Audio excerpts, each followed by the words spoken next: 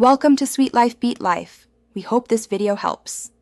In this video, I will explain how to replace Jeep Wrangler radiator, updated. First, disconnect the battery and drain the coolant into a container. Then remove the fan shroud and hoses, keeping track of clamps and bolts. Label parts and take photos to aid reassembly. Clean the mounting area and inspect hoses for wear.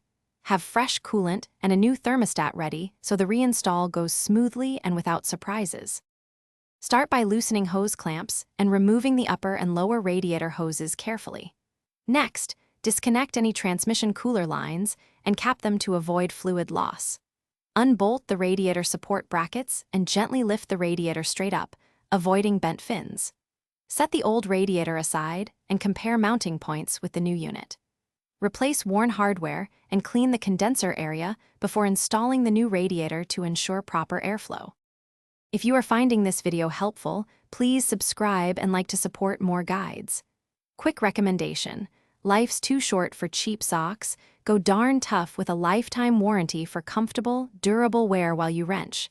Check the description for the link and other deals so you can grab a pair. Thanks for the support. Now let's get back to the video. Lower the new radiator into position and secure the support brackets with the original bolts. Reattach the fan shroud, upper and lower hoses, and any transmission cooler lines, making sure clamps are snug.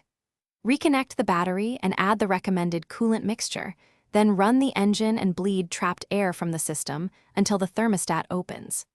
Check for leaks and proper fan operation, then road test the vehicle to confirm correct temperature regulation and performance.